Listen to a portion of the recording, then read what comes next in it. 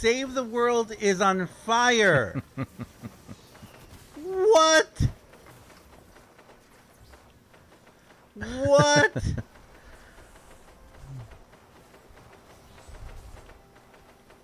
Is it supposed to be one of those little fires? It's this thing. What? Wow. Oh my gosh. Okay. This is incredible. Hey, here we go. Save the World has its own event. Check it out. This is the Save the World is on Fire event. Oh man. Battle Royale, you think you got something special with your oh man. Your smacking a thing, choosing a drum gun? I'm gonna stop it there. Hey guys, how's it going? DUJ2 here, and welcome back to Fortnite Save the World. And yes, as you guys can see there, yeah, Save the World. Fortnite Save the World was on fire yesterday. That was hilarious. It was just a bug. That was just a graphical bug, a graphical glitch. It didn't really affect anything or change anything, but that's what we're going to talk about right now. I want to talk about that right now in this video. I did say that I was going to make a video, and normally Wednesday mornings I do a Wednesday morning video talking about what happened the past week in Save the World, what to you still have a few hours to get done. For example, all of the item, like items to still purchase, etc., things that are still around. And yeah, we'll talk a little bit about that as well near the end of the video. But what I want to talk about mostly right now is the issues, and I want to take a look back at not just the past week, but the entirety of Season 8. And I want to break it down and kind of just talk about a couple of things, both good and bad, that I personally experienced in this season. And the reason why I want to do this is I really want to bring attention to some of the things, and I know I will be talking from my personal experience here. I am a PC player. I also have a PS4, but I mainly play on my PC, and I want to talk about the experience that I had as a PC player playing Save the World. Now, also very important to note, I have a very powerful gaming computer which can pretty much run anything without a problem. I have a gigabit internet connection as well, and in the majority of time most things never really affect me that affect a lot of people. Now, having said that, I do want to give my personal views on what Season 8 was like for me as a player. And also, please understand and remember, guys, that this is my job. I do this as my job, so my point of view of playing Save the World, and I play a lot of other games as well. If you guys have checked my channel, I upload different videos of different games. If you come to the stream and watch, you guys can see that I a lot of times play at different games as well on stream. So as much as I enjoy playing Save the World, and as to be completely transparent as well, I am in the supporter creator program. You guys know that I talk about that a lot too. So there are a lot of things that I see as positives for me personally playing Save the World, but I also want to look at how it's affected me and also people around me, because as a lot of you guys know, I do stream, and on stream there's a lot of people who come in who are playing on Xbox, who are playing on console, who are playing on other platforms that cause them issues. So I am aware, and some of my friends as well, they are affected by some of these things. So I kind of want to break this down and talk about all these issues. And I know what I showed there at the beginning, it's a graphical bug. It's a glitch that it's the only time I've ever seen it. I've never seen it. I haven't been able to recreate it. I don't know what caused it, but it was really funny. But anyway, let's start by breaking this way down to the very beginning of Season 8, version 8, guys, and that was the hero loadout. Now I want to start talking about this because I feel like it is probably one of the best things they've done, and good and bad, that they've done in the game. And I kind of feel like the timing was good, the actual product is good, the execution and explanation still have a lot left to be desired, which is a constant thing for us in Save the World. And what do I mean by that? Well, the actual idea of doing the hero loadout this way, fantastic, absolutely amazing. For a lot of us who have been playing Save the World for a long time, we know that this is unique. This is like actually really unique, really cool to see this kind of setup. And for someone like me, who, if you watched my videos from before, you know that I was stuck using 2 heroes. That's all I used. That's all I used for the first 7 seasons of... Man, I just realized that. That's all I used for the first 7 seasons of this game. Swordmaster Ken and Survivalist Jonesy. Sorry, not Survivalist Jonesy. The... What's his name again? I always forget his name. Lovestruck Jonesy. I just call him Gargle Jonesy. Love Ranger Jonesy. So that's all I ever used. That's the only 2 heroes that I ever used. And yes, I know I was able to get very far with it. Yes, I know that's a very boring way of playing the game, some people would say. On my opinion, I also feel that playing the game, a lot of people used to play the game just with a single hero, which was it Urban Headhunter? Urban Assault, I forget her name, but most people would use a lot because it was the only way to get the maximum amount of damage out of the game. And I feel like the game was very linear in that sense because it was all wrapped around this single hero loadout system, or the previous hero loadout system, or the hero system. And for those of you who don't know, before we could have 1 hero, 2 support heroes, and 2 support heroes? Yeah, 2 support heroes and 2 support defenders in our entourage. And the 2 support heroes did have a primary and secondary bonus that kind of affected you a little bit. It did affect you, but it wasn't like this kind of concept, which is, granted, it is much more complicated than it was before, but I feel like it is a wonderful solution to the problem of all the heroes we have. We have so many heroes in the game, and even though I have let's see, 1 2 3 4 5 6, I have 6 rows, a little over 6 rows of heroes maxed out at 130 now. Even though I have that now, before I didn't even have a single row. I had like 5 heroes maxed out. That was all I used. So this has come to be a very nice way of using more heroes, and it's fantastic how, depending on the situation that you have, depending on what you want to do in the game, you can completely change what heroes you put in here, and it's wonderful. It's absolutely wonderful. One of my favorite perks that I barely ever use is, where is it? Underdog? No, it's let me see if I can find it. Is it Shake It Off? No. Soaring Mantis. Hunter's, I think it's Hunter's. No, it's not Hunter's Instinct, is it? Where is it? Let's see. I think it's gonna be with, I think it's not with ninjas. Ninjas can't use it. Let me see. Underdog, slow your roll, keep out. No, Hunter's Instinct. Hot Swap. Yes, Hot Swap. So Hot Swap is one of the greatest perks that we have.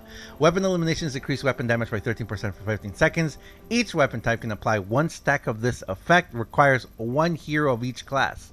This is a ridiculously fun one. Look at how much weapon damage it goes up, but you have to have 1 hero of each class. And shuffling and moving that around can be a little complicated, but it can be doable. It's fun. And this is another thing too. The team perk. Team perks. Mythic heroes, just the different use of mythic heroes, the different use of having certain heroes, the ability to combine all of your heroes. I feel like it is a fantastic thing, even though unfortunately it does mean that some heroes are never going to be used. There are some heroes that you may have enjoyed before, but you're never going to use them again because it's just not the way that you want to play the game. Now, how do you solve that issue? Well, you solve it with something that I feel that they're kind of trying to do, which is making certain missions. They're making mission specific kind of requirements. So if they make missions a little more difficult and you have to have a very certain kind of thing, for example, certain husks in certain areas, which will be nigh impossible to defeat unless you use, I don't know, skills, just skills, or if you use a certain type of weapon or a club or a bat or something, you know, something like that. If they were to go like that, then we would be building specific setups. Now, unfortunately, if that's the case, 5 total hero loadouts is not enough. I already find myself making a hero loadout, changing it out, and having to screenshot it because I can't keep it. I can't keep the setup. Unfortunately, every single time that I change something and find someone, I find myself screenshotting the setup so that I can use it in the future if I need to.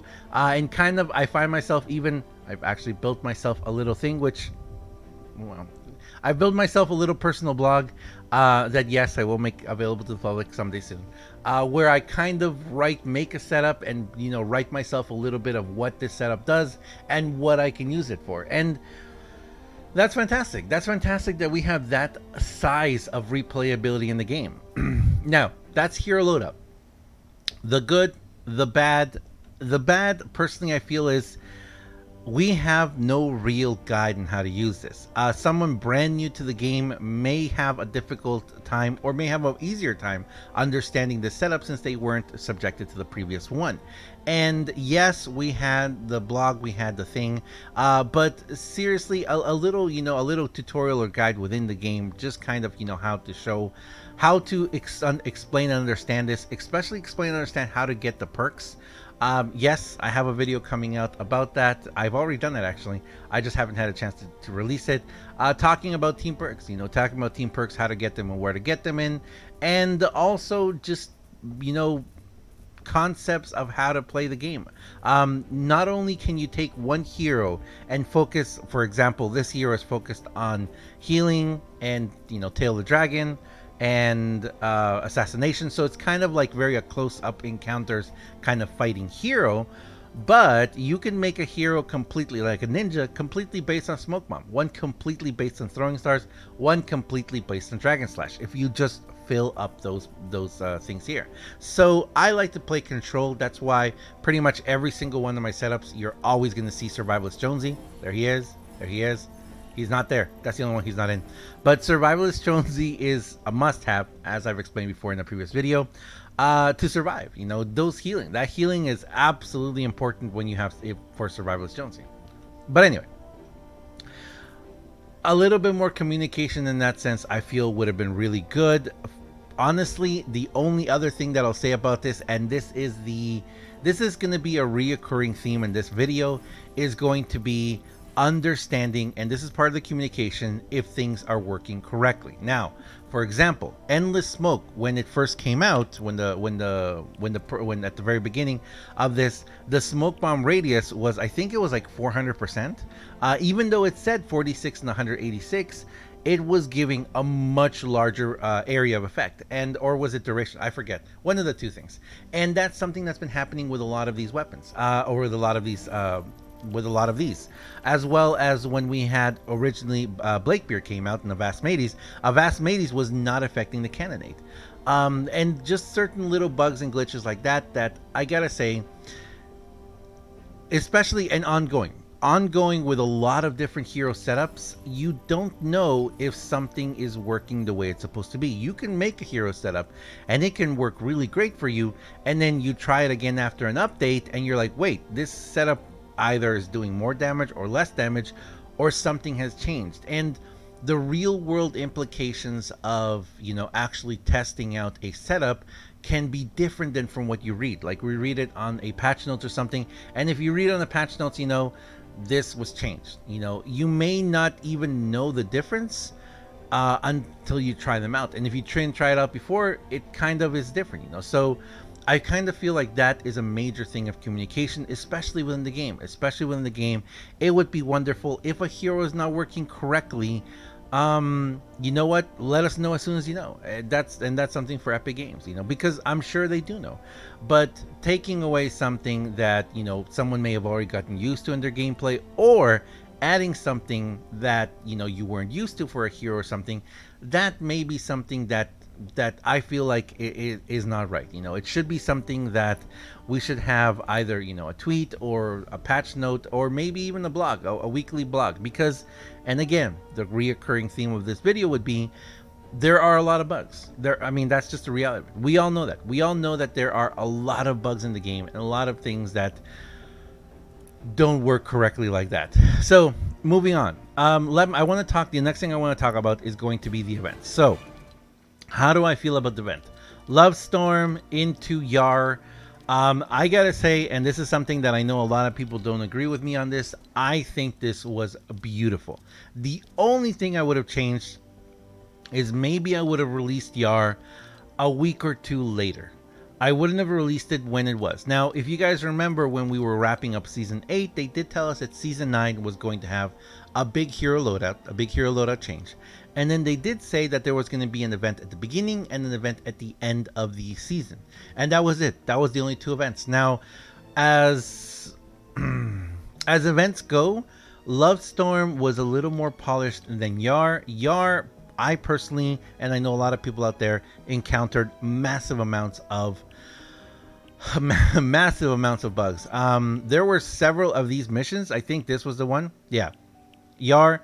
This is one that took me, I think, like 2 days to do or something. And then there was another one. The ones where you had to actually go and do something with the ships. Walk the plank to the build a pirate ship one. It was crazy. It just took so long to get these done because of the amount of bugs that were in the game. Now, as events go and as quests go, you know, like storyline goes, this was actually pretty good in the sense that the bugs were not there with like the story. Now, for me, I really care about the story. Story is a big thing for me. It's a big deal for me. So whenever I do my videos, if you guys have noticed, I did do a full playthrough and I did videos of the story of both Love Storm and Yar, and I really enjoy the fact when they have that. I love listening to Ray. I love Ray. You guys know that. I completely love her. I'm in love with Ray. And I love hearing her. I love hearing the inflection. I love hearing that. I love when we find out more of the story of these characters, when we understand more about them, and I've enjoyed that very much in a lot of other parts of the story and previous stories as well. Personally, for me, Love Storm I feel was a little better. I enjoyed it. I really thought we were going to go back to Hexylvania. I was a little sad that we didn't get to go back to Hexylvania. The two heroes are fantastic, amazing, and in Yar, I mean, apart from the bugs, I think the story was okay. It introduced the whole pirate area as well. I kind of hope that we would have the pirate area as an unlocked area or an unlockable area within, you know, Twine Peaks or I don't know, something, you know, to be able to do more, because it was fun. For me personally, and this is just my personal opinion, I was really annoyed by Blakebeard. You see this character right here, you see this awesome looking character, and to know how whiny in the voice that he makes, it's like that was for me. That was just my personal opinion. I didn't enjoy Blakebeard as a character. I understand why they went the way they did, the whole story, you know, the parent, the dad, and the kids and everything. I get it. But for me personally, it wasn't that enjoyable. I kind of wish that they would have chosen a different voice for him or just a different personality for him. The weapons you got from it, also, I haven't really used. I know that, was it Jack's Revenge? Jack's Revenge is a mighty powerful weapon, but I'm not really about the one-shot weapons. I like magazine size, so yes, I do know that it's a perfect weapon for doing the one shot, then pulling out a sword with a ninja and going to town. But I prefer my Zap Zap. You guys know that. I prefer the Zap Zap. So as quests go, I feel like the balance was good. The balance of, you know, the weapon, the event at the beginning, the love quest, even though we got it a month after Valentine's. You guys know how that is. We get everything a month later. Save the world. You know, so yeah, if we're gonna get something, if we're gonna get like an Avengers thing and Save the World, it'll be a month after. Yeah, it would still be great.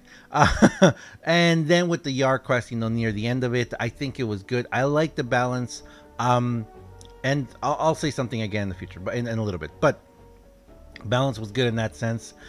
I do feel that the two set. Okay, so the weapons that we got.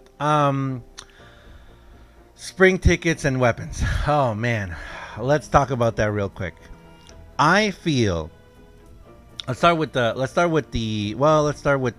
springtime heroes. Springtime heroes. I understand why they brought back, a lot of the heroes, and then I understand we got the two here, Anti-Cosera. That looks really cool. The comparison, I like the comparison. And Fall in Love Ranger Jonesy, and then of course all the bunny heroes. Bunny heroes came more during the Yar event, though, the pirate event. I kind of feel like they should have brought back the whole bunny and everything at the beginning as well, and then just left the pirate for himself. Bringing back also the Lucky Folk was pretty good. I get that. And then the pirate event. I feel like the pirate event was supposed to be a big deal.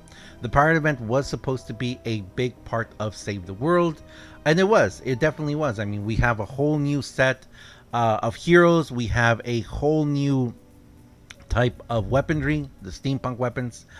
But and again, this is once again my personal opinion about this. What we are currently experiencing and seeing for Battle Royale, the whole preamble and hype up towards Season 9, all that, the whole Neo thing, and all the splash screens and everything and the graphics. I mean, I get it. I totally understand that Battle Royale is the much bigger game mode. I understand that people are focusing more on that. Of course, they're going to put more time and attention to promoting that.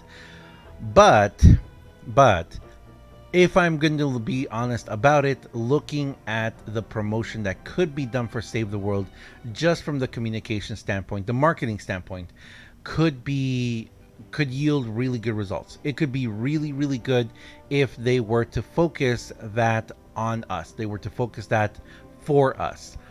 Save the World is, oh my God, Save the World it's an awesome game, guys. Save the World is an awesome game. Save the World is an amazing game. It's absolutely incredible. I personally enjoy it tremendously. And knowing that we had this whole pirate thing, the whole pirate event, all the different story, all the intricacies of bringing all this, the different balances of weapons, the new weapons. I still dislike the whole cone of the damage thing in the steampunk weapons. I kind of wish it would have just been the steam thing, like the steam perk, where you got the cloud of steam that causes damage. I wish that would have been the ongoing steampunk theme for perks in weapons instead of the cone. The cone is just kind of like, so I kind of really feel like that would have been a good thing to do. But from the marketing standpoint for Save the World, I would have loved to see that, like a whole, like, just the pirates are coming, or Blakebeard, a little animation of Blakebeard, like setting his sights on Save the World, and or all the steampunk weapons. Just there's so much that could be done to create hype and bring awareness to Save the World, and also players that are in Battle Royale. Players that are in Battle Royale have no idea. If you were to have tweets and more information about, let's say, the steampunk weapons, of course Battle Royale people would be like, oh my goodness, when are we going to get these weapons in Battle Royale? But it may also entice them to come over and Save the World and try them out. It's really amazing the amount of, the quantity of items and the quality of items, because these are beautiful. I mean, honestly, this is something I've said over and over again. The attention to detail of these, whoever designs these weapons at Epic, I mean, congratulations to you. Thank you very much. I have to thank you. Your attention to detail, the love that you put towards all of the design of these is just fantastic. Thank you very much for doing that. It's amazing. I really appreciate it, and I know a lot of other people appreciate it too, that there is this level of attention to detail. Each item, each character, each personality, it's amazing. Did I just see that right? Oh, okay. For a second I thought that his tattoo was wrong. I wouldn't put it past him. I wouldn't put it past him to get the tattoo wrong. Anyway. So that's how I feel about the story and the progression of the game in this season. And finally, to wrap up, let's very quickly, because I don't want to spend too much time on this. I don't want to bring it down too much. Bugs. And unfortunately, that is what Unfortunately, that is what is going to stand out on this season, and that is the bugs. The bugs that we experienced and had for Save the World this season were we didn't have a moment like we did in season 7 where the entire game was unplayable for a while, but we did have constant bugs. And unfortunately, it's really odd that the weeks when we had less updates was when there were more game breaking bugs and hitches, as they call them.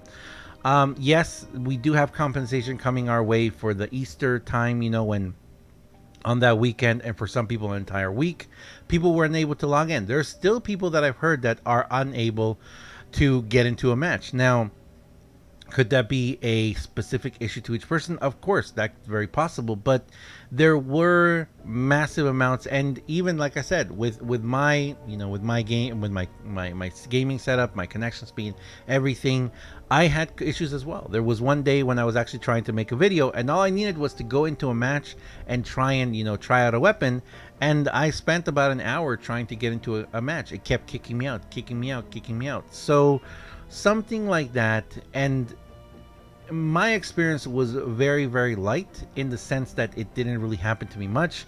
I have found a lot of times, and I've explained this to you guys before, hopping in and out of different regions helps me out. I go from NA West to NA East, back and forth, seeing whichever one gives me better connectivity. And that's something that I've learned just to do, and I've mentioned that before, just going back and forth. But for a lot of people, region-based issues are not something they can really change, or because their ping gets, it's way too bad. So that's something that they need to focus on the area where they are. Now, not to excuse Save the World and the developers, because I have talked about this before, but the more that we play this game, the more that we progress with this game, the more apparent it is that the team of developers dedicated to Save the World is much smaller than the team for Battle Royale. So when there are issues here in Save the World, it's understandable that it does take a considerable more time to get them figured out. Now, having said that, my ongoing criticism, I would say, of this issue is the fact that we don't get notified. Now, we're going to look at the Trello board really quickly in a second, and the Trello board would be great to use. Reddit would be great to use. If there was an ongoing post of, by the developers of just, awareness, issue awareness, where they would constantly post if need be, telling us, we're aware of this issue, we're looking into it. Just letting us know that yes, they are aware of it. Like here, look at that back there. What's missing up here? That it's a graphical bug that has been there a massive amount of times, and it's not really that important, is it? But it's still a bug, and I've never seen anywhere where they have said that they are aware of this issue. It's an issue. It's just an issue. It's something that needs to be ironed out and figured out before the game can be called, complete. And of course, it's a game. There will always be minor bugs, but attention to the attention. Letting us know, communicating with us, letting us know that yes, we're aware this is an issue. It speaks volumes. It's an amazing thing when a developer lets you know, yes, I know this is wrong. I'm looking into it. Please be patient. And yes, we can be patient. Sometimes things can take a long time, and I understand, and which is why I also respect this about the developers. And a lot of times people, whenever they come into a stream or ask me about, hey, what do I think about this, especially when it's data mined information, I respectfully, decline and say I don't want to talk about it. And a lot of people, have asked me, why don't I talk about data mined information? And I've explained to it a lot of times on stream. I think I've explained it in some videos, but I'll say it again right now real quick. I think of it this way. Imagine that you made, it's Mother's Day soon. Imagine that you made a, hi mom. Imagine that you made a Mother's Day gift for your mom. And you took a lot of time to make it, and you really wanted to work on it, and you kept it secret, And imagine that a couple of days before you were going to give it to your mom, your brother and sister goes to your mom and says, hey, guess what they're making? They're making this, this. And look, I took some pictures with my phone and here they are. Look at everything they did for you. It sucks. And that's kind of how I've always felt about, data mined information. A developer, this is, you can tell that a lot of this is a labor of love. The developers of Save the World, you can tell that they really, really enjoy what they do. They love this game. You can tell that some of these developers have poured their heart and souls into this game and working really hard. And when they work on making a surprise for us or giving us something, and especially if it's something new or a new weapon or something, and then days or weeks before it's supposed to come out, someone comes out saying, oh, look, I found what they're gonna give us. It's kind of sucky. So that's why I don't do it. That's why I don't do data mine information, because I feel like it's kind of a slap in the face into the devs, unless they tell us, hey, please talk about this stuff, build up hype. That's different. I've had developers as well that I've worked with in the past who encourage, the community to figure out things, who put secret things in their thing. I mean, Five Nights at Freddy franchise. I mean, that's Scott and his, amazing, just all that, hoops that he makes people jump through and everything. It's incredible, that that all of that, data mined information that people find out, it's part of the game, it's part of the journey. So I understand when a developer does that on purpose, and like I said, I've worked with developers in the past that they've asked us, to release information or given us stuff to play before, or talk about before. So yeah, I completely understand that. But on the whole, unless a developer asks me to do that, I don't really like talking about data mine information, because I feel like, I want to be surprised. That's the main thing. I really do want to be surprised. So, having said all that, I feel like the communication in Save the World is getting better. Yes, I'm not going to deny that. We have had a couple of tweets here and there. There has been a couple more posts, but I would like to see more, especially when it comes to bugs, and especially when it comes to game-breaking bugs that people experience and makes them unable to play the game. On that note, I want to wrap it up by taking a look at the latest thing we have in the Trello board, and this is a continued update to the console issues. So if you've noticed, I did talk about this a little bit yesterday. It's called degraded console performance. They said they are aware of console players experiencing degraded performance. Originally, there was a speculative fix in next release. Now another bar has been added saying investigating in development. So for everyone out there playing on console, I'm sorry you're having these problems. I really am. I wish that there was more news. I wish there was, something else that could be said about this. They are aware of the issue. They are working on it. Hopefully they will come up with a fix soon. And something like this for the Trello board, I don't know how many people look at that. I don't know if many people look at the Trello board. So it's that kind of thing where I look at it from the point of view of, I hope that people understand that they're working on it. But I also, and I'm going to wrap up the video with this, I also speak to Epic Games, to the developers in this sense, saying, please understand that there are a lot of us out there who really enjoy this game. I enjoy this game. Yes, I criticize a lot of things about it. Of course I do. But I'm not going to be one of those people that, and I've said this before, I did say this way at the beginning of the game. Yeah, we're paying, customers of this game. We paid for this game. And at the beginning, we did pay for a beta or released beta version of the game that we understood was going to be a beta in progress, which we understood that we're going to change a lot of things along the way. And we also, a lot of us, spent a lot of money at the beginning of the game, because we not only wanted to enjoy the game and get everything we could, before there was such a thing as X-ray llamas, and perk recombobulated. Oh my goodness, I can't believe how much money we spent back then. Anyway, so yeah, there was a lot of us who did that, but for me personally, I also wanted to see the developer grow. I wanted to see this game grow and improve, so I wanted to financially support above and beyond. And for those of you who have wondered and asked, yes, I've spent thousands of dollars in this game. I'm not going to deny that. I pre-ordered the limited edition way months before it came out. I bought the ultimate edition as soon as it came out, and then I have opened hundreds, if not, well, I've opened thousands of dollars worth of llamas. If you guys want to go check out, I have a llama opening playlist on my channel with literally hundreds, maybe even thousands of llamas that have been opened over the course of 2 years, almost 2 years. So yes, I have spent a massive amount on this game, and this is the thing that I also want to make very, very clear. Coming from that, I haven't spent a penny on this game in 3 months, since Season 8, since before Season 8. And that is because of how the game has developed.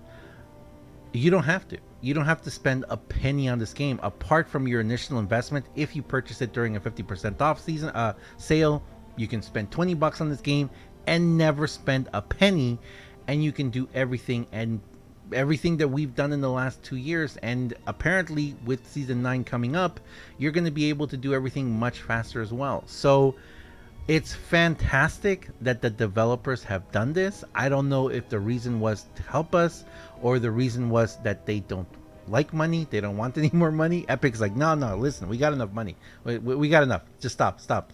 We don't want them to spend any more money on Save the World. Which that just brought up a very scary thought. But anyway, so I understand that, and I appreciate that. And as I've said before, for this game and many other games I've played before in the past, to the developers, if you do something for your community, if you do something as a thanks or something that you want to give us, let us know. Toot your own horn, please toot your own horn, because a lot of times we don't know if you meant to do something on purpose. For example, and I'll say it again because I've been saying it over and over again, and I really would like to know about this, and I don't know if there's going to be one right now. It doesn't seem like to be there's one right now. But these weird little 4-player missions that come up, that pop up randomly, that give us a massive amount of legendary and epic. What the muffin, Save the World? What the muffin? Like seriously, is it on purpose? Are you guys doing this on purpose? Is there any rhyme or reason to this? Thank you, because me and a lot of people, we've been able to get a massive amount of legendary and epic perk up that we've desperately needed. So thank you for doing that, and thank you for taking away the modifiers. Thank you for taking away the storm modifiers from each of these missions and actually make them doable for us. Thank you. But if you did it for us, let us know. Give us a tweet. Give us a post on Reddit. Something to let us know, hey, we heard you guys. We want to show our appreciation. Here you go. Or we're giving you guys this. We're giving you guys that. That would be really great. Finally, the thing that I've said before, and I know I touched on this last time.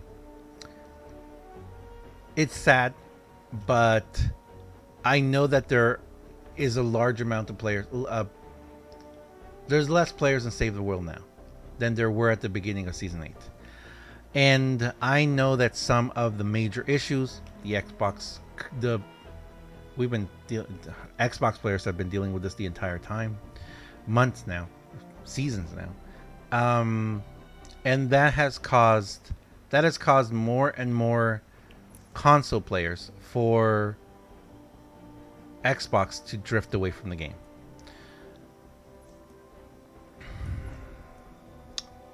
The lack or the inability to connect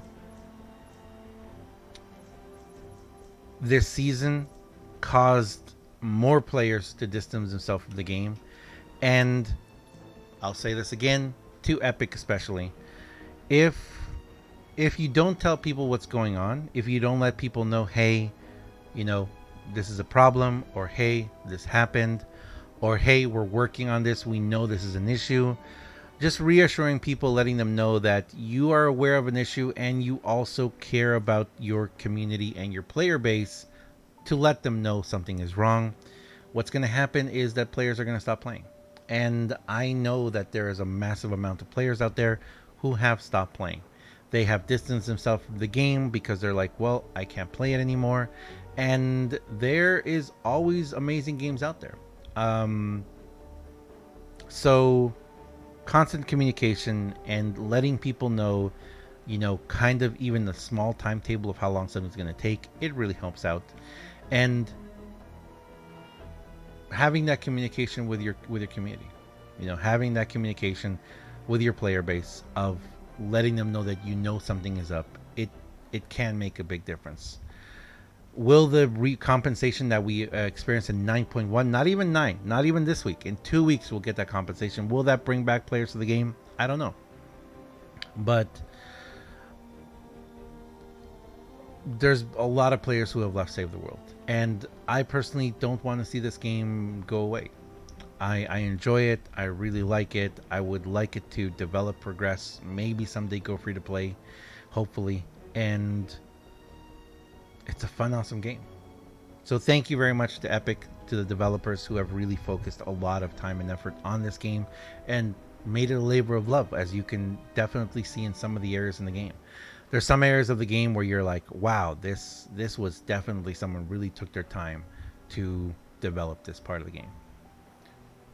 So thank you very much for that. On to Season 9. Thank you very much for watching, guys. I'll see you guys next time. See ya.